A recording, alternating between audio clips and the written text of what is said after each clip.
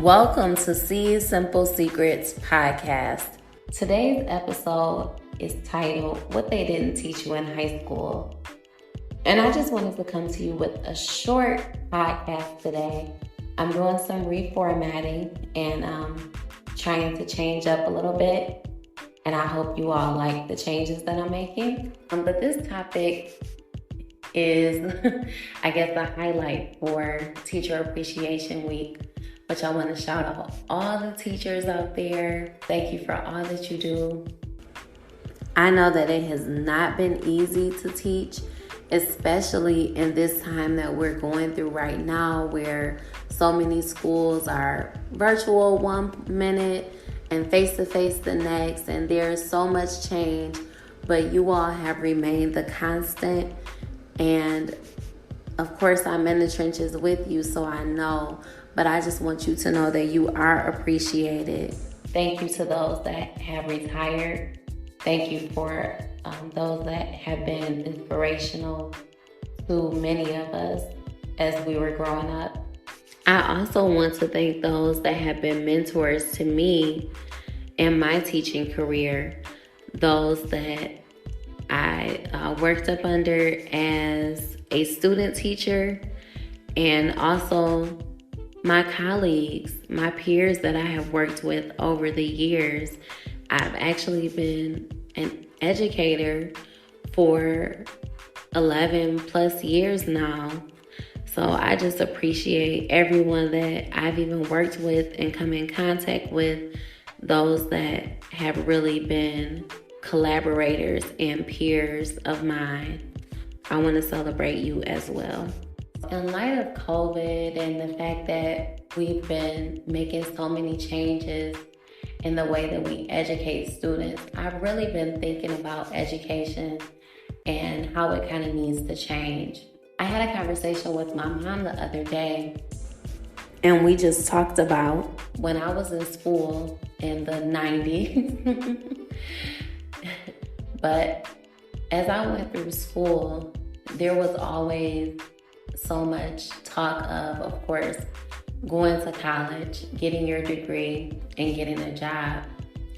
And that's one of the main things that I think needs to change about education. Because what's happening is that we're almost holding students back in that way. And that's because we're only thinking about things a certain way.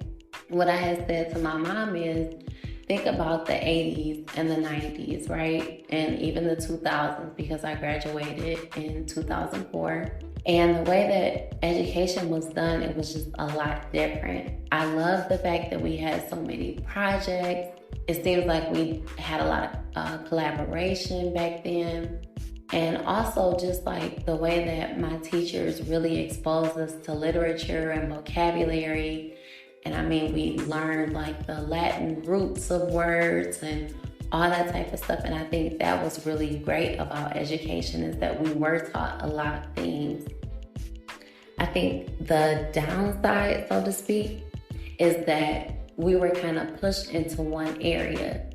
And it's like, this is the only way that you can be successful. And I think that's the problem that we're still having today, why we have so many students that are not doing well in school and are not engaged in school. It's like we're sending them conflicting messages, right? Because they see what's happening on TV, of course. They see artists, basketball players, football players, those people that have gone through school just like them, only to take a different career path, right? And then they see the career path that we're kind of pushing to them, like, hey, you can be a doctor, you can be a lawyer, you can be an engineer, which, yes, I believe that children can be all of those things. But I also believe that some of our students can be influencers. I also believe some of our students can have a YouTube channel. I also believe some of our students can be content creators, where all they do is make content for somebody else's page, make videos for somebody else's page, or posts that they can upload to promote their business. And I think we're forgetting that we also have to prepare students for those type of careers. We have to prepare them with coding. What if we started incorporating cooking into the curriculum again, or wood shop and all of those things that they used to have back in the 70s, because they were training people to be stay-at-home mothers or to be carpenters or work in the factory or whatnot. But those skills are still necessary today. There are still people that build furniture by hand. There are still people that sew. Like in the fashion industry, you need somebody that can sew to make up that prototype for clothing line that you want to release. So all of those things are still important too. And I think we're doing a disservice to our students when we're not exposing them to all of those careers. Like as many career days as I participated in when I was in school, and even as a teacher, most of the people that you would have come in are police officers, firefighters, lawyers, doctors, what we would call professionals in that day and time, so to speak. But they're not the only professionals. Some people may disagree with me in saying this, but some students are going to work in the customer service industry, and there's nothing wrong with that. Like I've had students tell me when I grew up, I want to work in Marshalls. And who am I to tell them that that dream is not big enough if that's what they want to do? You see, everybody has a specific purpose. Everybody has a lane. And they may go into Marshalls and they may be the best customer service associate that you've ever had at Marshalls. They may organize the clothing the best. They may set up the best mannequins and do the best staging of the living rooms or dining rooms or whatever merchandise they want to show off.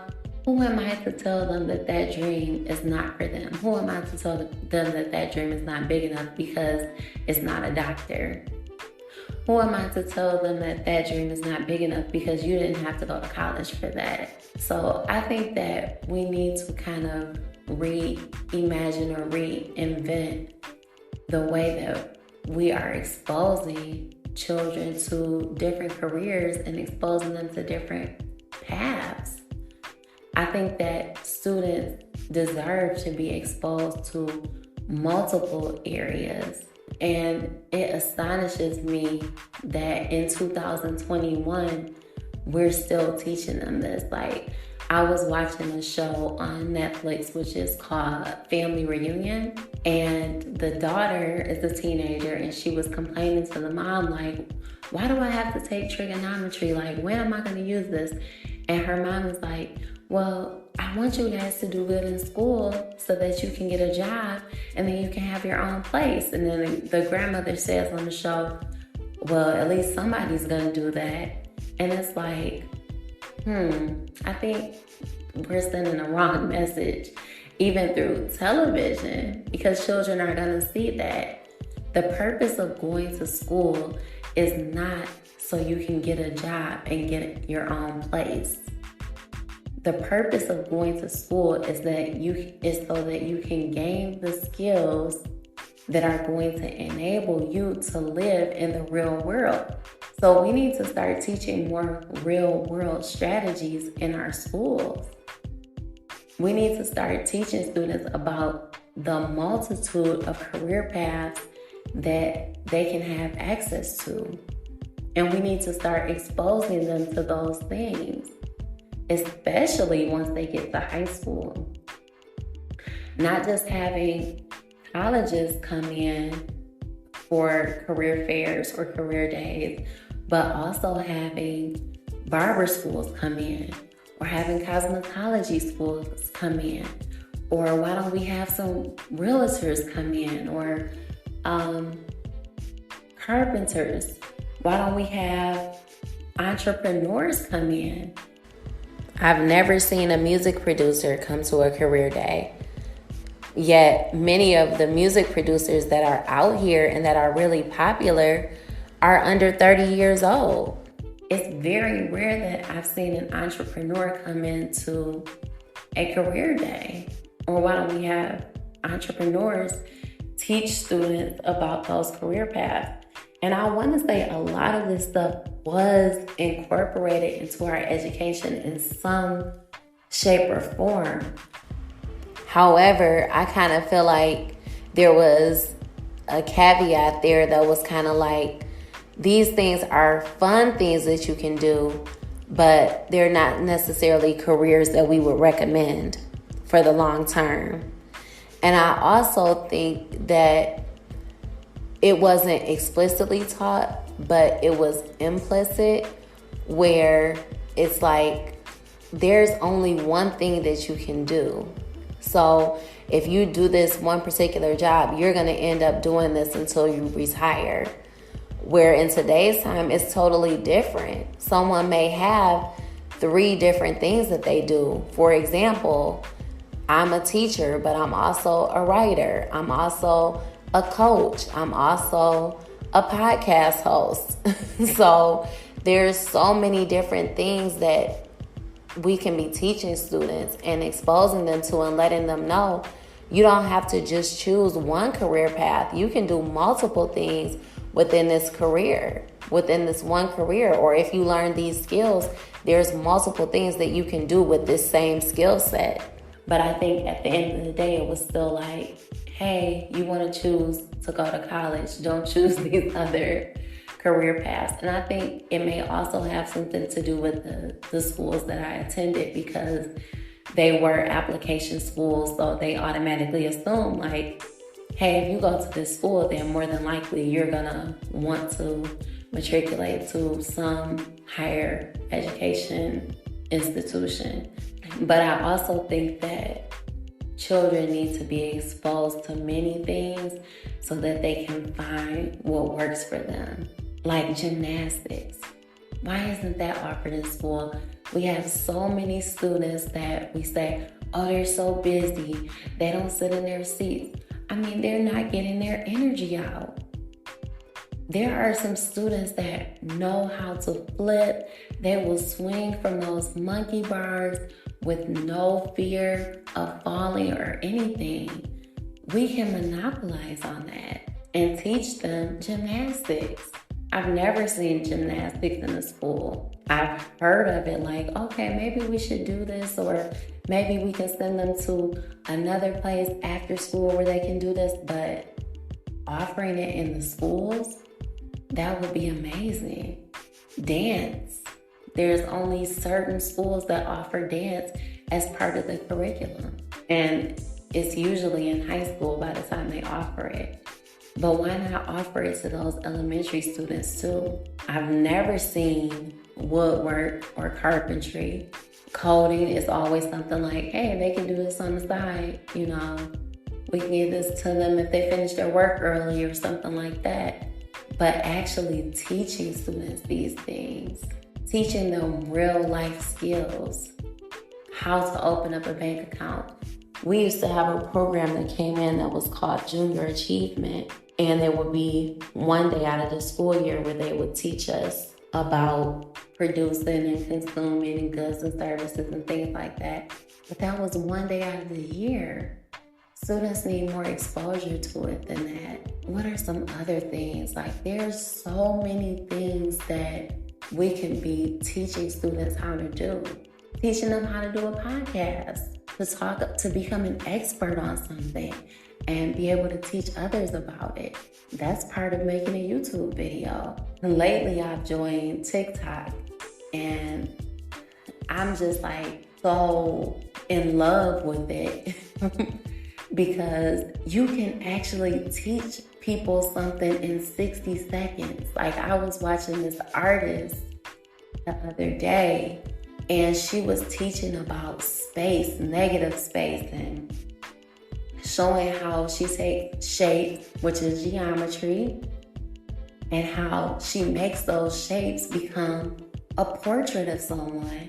And it's like, wow, if students knew that they were learning about triangles and squares and diamonds and things like that, because it would help them to draw, how many more students would get excited about geometry? because they saw the value in it. And I think that's another thing that we need to show students the value of why they're learning what they're learning. Oh, you're learning this so you can graduate and get a job. No, that's not why you're learning it. You're learning this because this is a skill that you're going to need to apply in the future. And don't just tell them that they're going to apply it in the future. Show them how they're going to apply it. Basically, I'm saying we need to get back to the why. We need to figure out the why of what we're doing. And if the why is not in line with what you want the end result to be, then that means some change needs to take place. We've been doing these book studies at work because we're trying to deal with the equity issue and making education culturally relevant and things like that. And one of the things that we've really been talking about is bringing the joy back into education. And I think that's so important.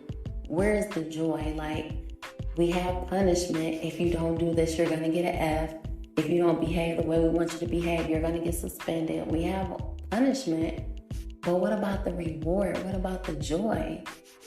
And the joy is not just in getting the A or the B.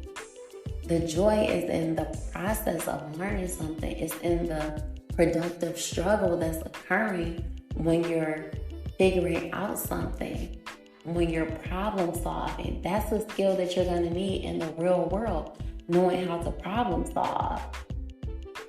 In today's time, it doesn't matter whether you know if George Washington was the first president or not. Where are you really going to use that information? Like, we think it's important because that's the way that we were taught, or it's just important because we live here and we need to know who the first president was. But that's something that people can look up on Google. But you can't learn how to problem solve from Google. That's something that needs to be taught.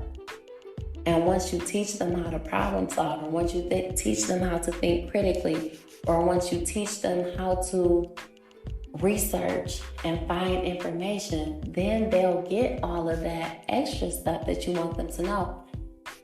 But in the meantime, we got to teach them the skills of how to get there. So that's just what my thoughts were about what they didn't teach us in high school. Let me know what you think in the comments, or of course, you can always message me on Instagram at C Simple Secrets. I'm also on Twitter, C Simple Secrets, and I would love to hear from you and hear what you think about this topic. Thank you for joining me, and looking forward to the next episode. Bye-bye.